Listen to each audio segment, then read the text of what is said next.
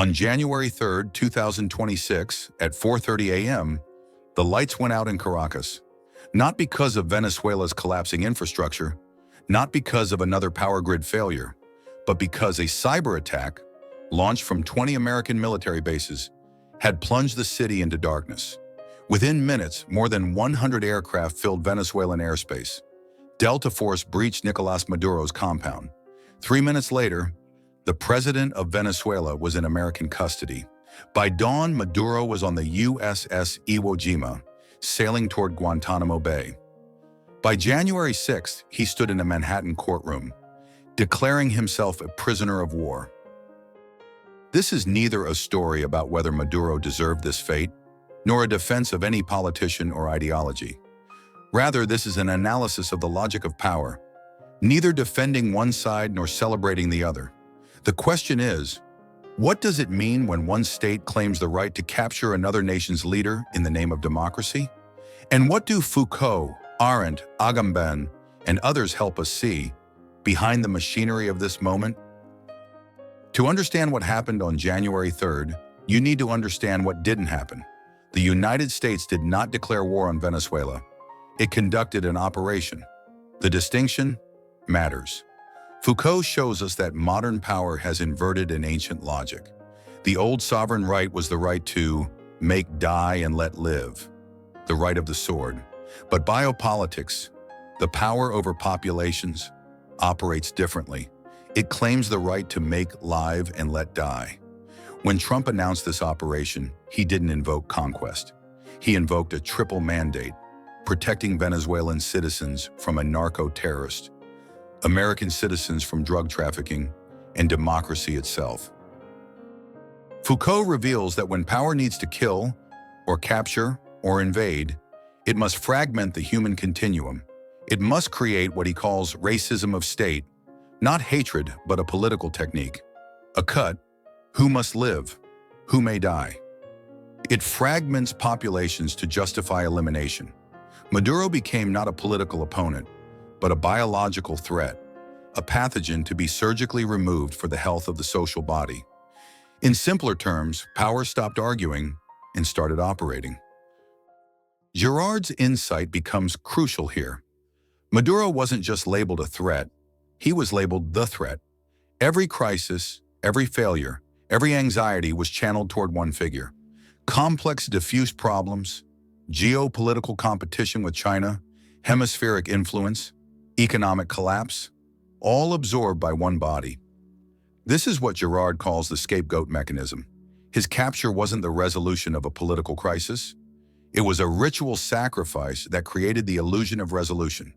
The operation deployed thousands upon thousands of troops, a significant bounty, and a total naval blockade. Yet the language remained clinical: restoring order, defending human rights, protecting lives. This is biopolitical imperialism wearing the mask of sacrifice. A deeper paradox emerges here, and Agamben provides the key to understanding it. Maduro had been operating in a permanent state of exception for years. In 2016, when the opposition won the National Assembly, he dissolved it. He created a parallel constituent assembly to bypass democratic institutions. He governed by decree. He transformed political opponents into what Agamben calls bare life, bodies that can be killed without it constituting murder or sacrifice. When you suspend the law to govern, you corrode the very distinctions that protect sovereignty itself. Maduro operated outside Venezuelan law. He became both sovereign and homo sacer, the one who is outside the law, yet paradoxically vulnerable because of it. This is what happens when law becomes procedure. Trump did not inherit a fragile state. He inherited an empire under pressure, searching for ways to reaffirm its dominance. Then he applied the same logic externally, placing Maduro in a state of exception on the global stage. The invasion wasn't treated as war between equals, but as police operation against a criminal. International law suspended, universal values invoked. Agamben warns of this symmetry. The sovereign who suspends law internally has no defense when another sovereign suspends law against him externally. When you destroy legal protections inside your borders, You cannot invoke them when the invasion comes. Between September and December 2025, the United States conducted relentless drone strikes on Venezuelan vessels. Hundreds of casualties in what the Pentagon called counter-narcotics operations.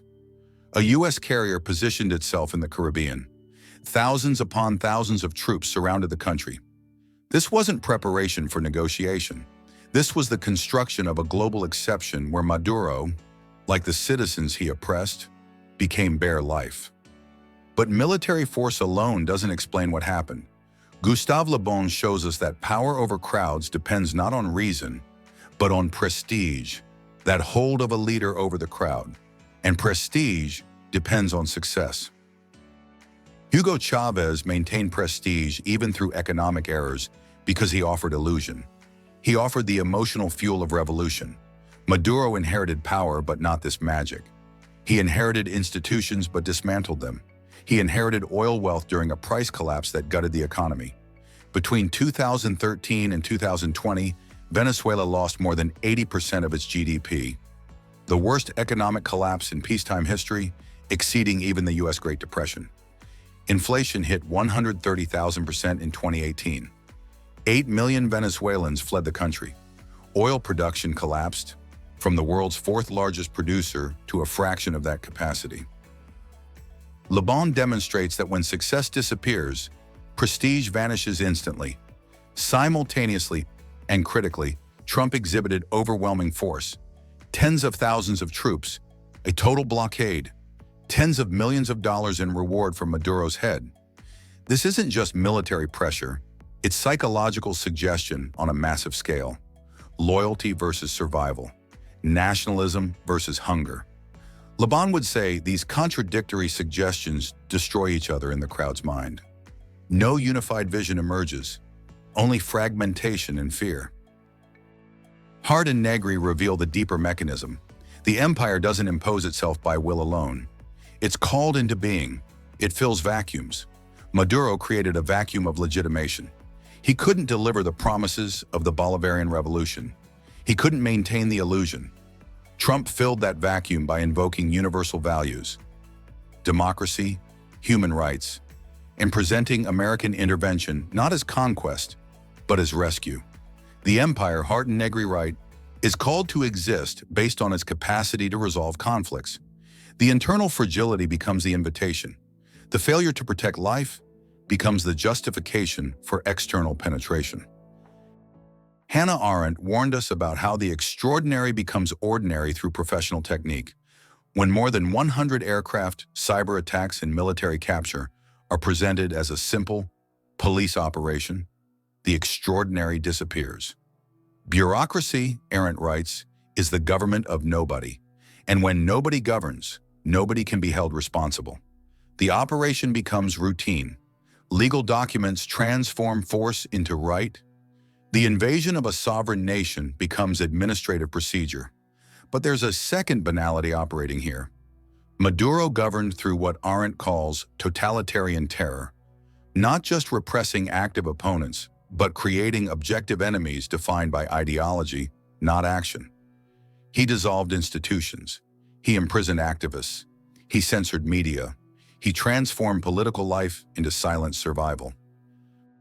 When two forms of banality operate simultaneously, the silent terror of dictatorship and the technical machinery of empire, they close around the population like a vice. Neither system needs your agreement, both need only your compliance. And Michael Walzer gives us the moral vocabulary to name this. He distinguishes between exploiting existing fragility and creating fragility to justify intervention. Maduro created internal fragility through economic mismanagement, corruption, and authoritarianism. But Trump didn't merely exploit that fragility. He engineered additional fragility through total blockade, starving a population to achieve political surrender. When you target non-combatants through total blockade to achieve political ends, you violate the immunity of the innocent. Walzer is clear. You cannot manufacture the necessity. You cannot create the crisis you then use to justify invasion. None of this erases Maduro's responsibility for authoritarianism and economic collapse. The point here is different. Can an empire manufacture a crisis and then claim the right to solve it militarily? If an intervening power deliberately creates the crisis it then uses as justification, the intervention ceases to be justice.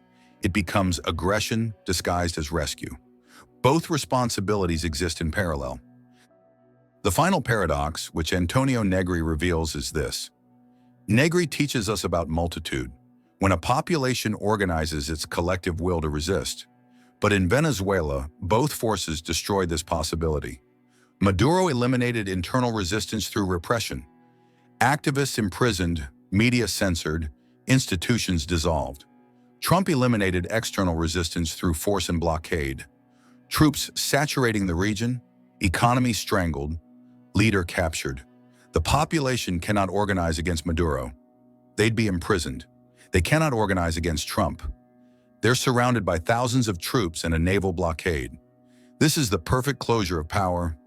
Not victory of one side, but the impossibility of resistance itself.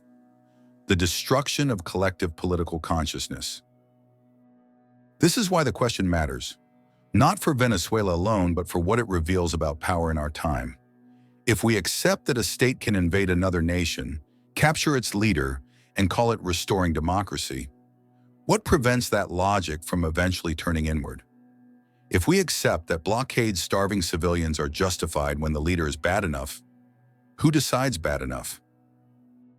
One can consider Maduro a dictator while still recognizing the terrifying implications of normalizing one country's capture of another nation's leader. These aren't contradictions. They're the point. Agamben, Foucault, Arendt. They all warn us. The exception, once normalized, never stays confined to the enemy. It becomes the paradigm of government itself.